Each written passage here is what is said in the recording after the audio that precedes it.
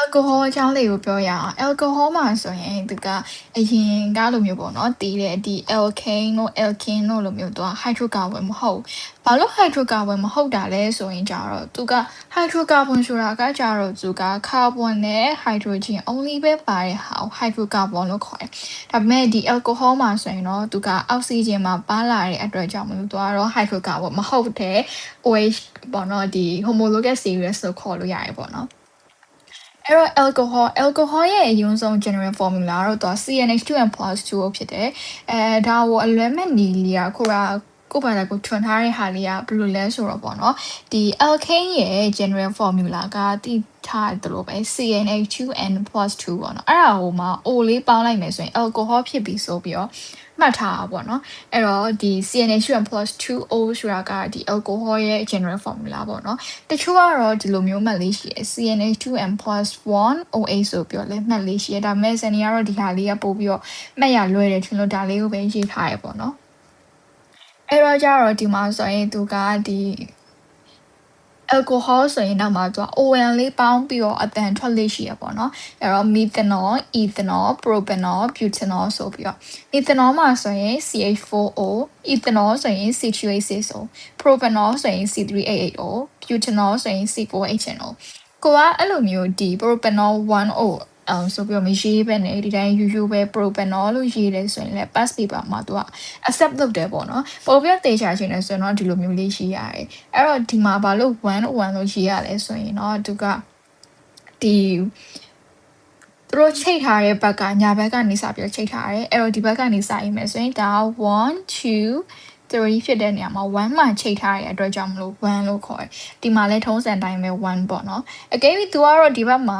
ဒီ OH ဆိုပြီးချိန်ထားရင်တော့ဒီမှာ1ပေါ့နော်အဲ့ဆိုရင်တော့ဘယ်ဘက်ကစရေးရမယ်ပေါ့နော်ဘယ်လိုပဲဖြစ်ဖြစ်ဒီဘယ်ဘက်ကပဲရေးညာဘက်ကပဲရေးအတူတူပါပဲဒါပေမဲ့တစ်ခုရှိတာကကြတော့သူတို့တွေက chain length ကိုကိန်းကနန်းနည်းနည်းပဲရှိချင်တဲ့အတွက်ကြောင့်မလို့ဒီသူတို့ရဲ့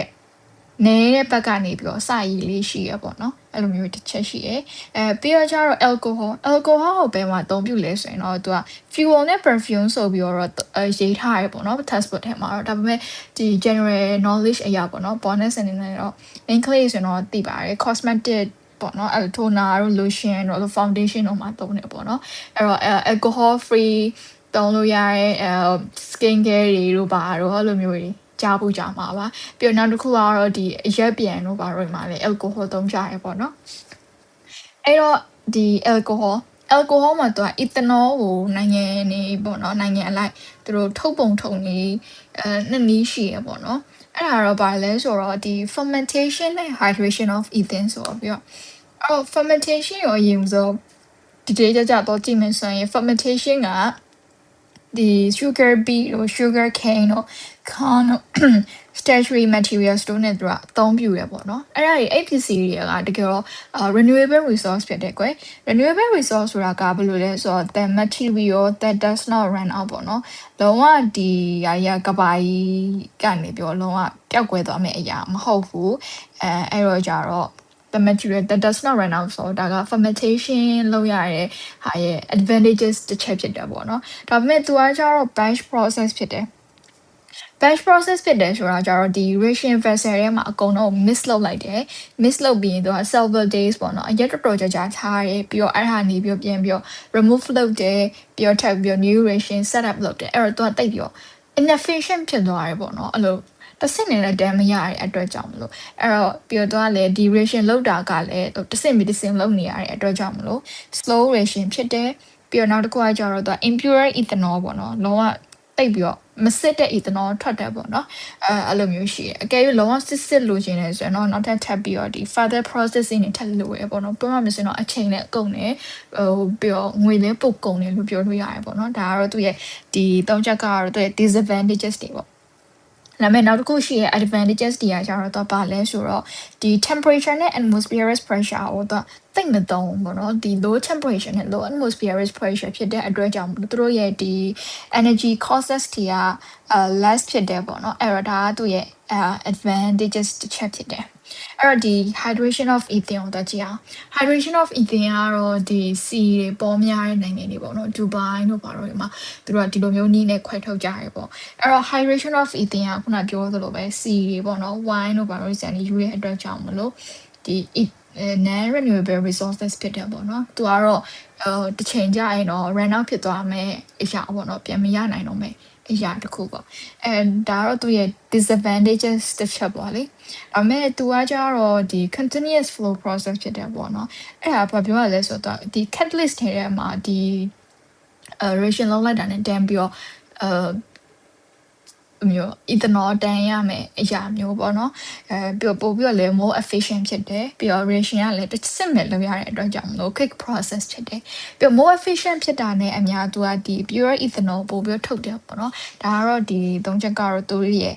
advantages တစ်ချက်ပေါ့ဒါပေမဲ့သူခုန fermentation နဲ့ပြောင်းပြန်ကွဲတယ်လို့ပဲသူကကြတော့ဒီ high temperature နဲ့ high pressure ကိုသုံးတယ်ပေါ့နော်အဲ့တော့သူတို့ရဲ့ဒီ energy cost က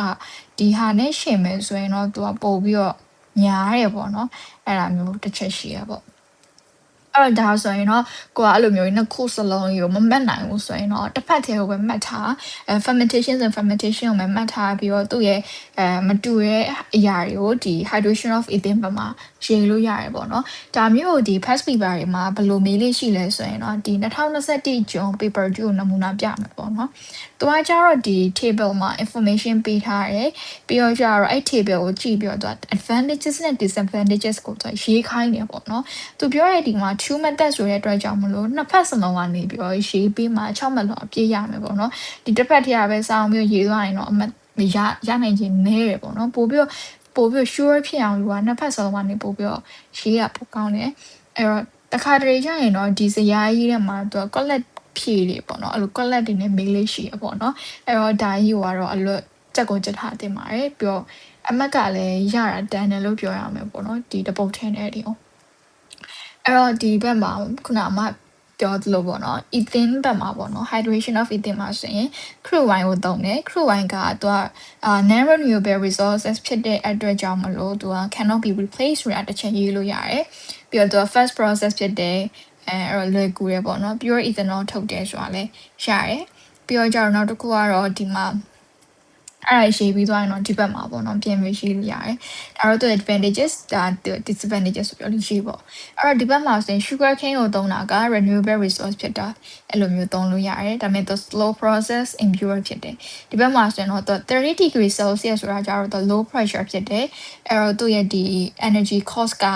lower ဖြစ်တယ်ပေါ့ပြီးတော့ဒီဘက်မှာဆိုရင်တော့1 atmosphere ဖြစ်တဲ့အတွက်ကြောင့်မလို့သူကလည်း energy cost က less ဖြစ်တယ် lower ဖြစ်တယ်ဆိုပြီးတော့ရေးလို့ရတယ်ပေါ့နော်ပြီးတော့နောက်တစ်ခုကကြတော့ဒီတစ်ချက်ကလေးပေါ့နော် catalyst သုံးတာလေအဲ့တော့ကြတော့ဒီ hydration မှာဆိုရင်တော့ phosphoric acid ကိုသုံးတယ် phosphoric acid ဆိုတာ acid ဆိုကြနေတော့ corrosive ဖြစ်တယ်ကွယ်အဲ့တော့အဲ့ဒါသူရဲ့ disadvantages တစ်ချက်ဖြစ်တယ်ဒီဘက်မှာကြတော့ yeast ကိုသုံးတာ yeast က neutral substance ဖြစ်တယ်အဲ့တော့ harmful မဖြစ်ဘူးဆိုပြီးတော့တစ်ချက်ရေးလို့ရတယ်ဒါဆိုရင်တမတ်အလကားထည့်ရမယ်ပေါ့နော်အဲ့တော့သူပေးထားတဲ့ဟာတွေမှာခုနပြောသလို first process ဖြစ်တယ် pure ethanol ဖြစ်တယ်အဲ့လိုမျိုးရေးလို့ရတယ်နောက်တစ်ချက်ကကြတော့ဒီမှာပေါ့နော်သူ sugar cane ကိုစိုက်တာကနေရာယူရယ်အဲ့ဒါတွေကဒီအစားအစာတွေစိုက်တဲ့နေရာအစားသူတို့ကနေရာယူရယ်ဆိုပြီးတော့ရေးလို့ရတယ်ပေါ့နော်ပြီးတော့ကြတော့ continuous process ဖြစ်တယ်လို့ batch process ဖြစ်တယ်ဆိုပြီးတော့ရေးလို့ရတယ်သူကတော့ဒီမှာရေးလို့ရတဲ့ဟာကို6ချက်တောင်မှပေးထားတယ်ကို6ချက်လုံးပြည့်စုံရေးချင်လည်းရတယ်6ချက်ပဲရေးလည်းရတယ်ပေါ့နော်ဒါပေမဲ့ကိုကမိကိုစာမပွဲထဲမှာဆိုရင်တချို့အချက်တွေကိုမေ့သွားလေးရှိရပေါ့နော်အဲ့တော့ဒီ6ချက်လုံးကိုကြက်ထားပါအဲ့တော့တစ်ချက်ချင်းစီသွားပြန်ကြည့်အောင်အဲ့တော့ fermentation မှာဆိုရင်ခုနပြောသလိုပဲ sugar cane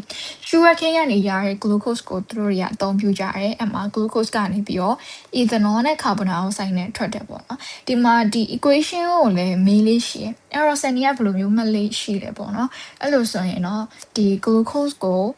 မှတ်ထားရပေါ့နော် bio student လည်းဖြစ်တဲ့အတွက်ကြောင့်မလို့ဒီဟာကိုအမြဲတမ်းအလုပ်ရနေပေါ့အဲ့ဒါကိုမှတ်ထားတယ်ပြီးတော့ကြတော့ဒီ CO2 ကိုလည်းမှတ်ထားတယ်ဒီ 2 CO2 ဆိုတာပါတခါတည်းတန်းမှတ်ထားလိုက်တော့ကြတော့ equation balance လုပ်ရမယ်ဆိုတော့ဒီ ethanol ကိုရေးလိုက်တယ်ပြီးတော့ကြတော့ဒီမှာလိုတဲ့ဟာလေးကို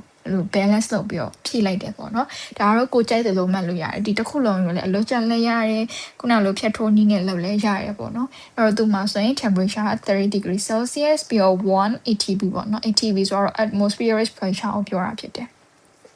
catalyst ကကြတော့သူက yeast ပေါ့နော် enzyme in yeast ကိုအသုံးပြုတယ်အဲ့တော့ other condition မှာဆိုရင်တော့သူက anaerobic ဖြစ်တာ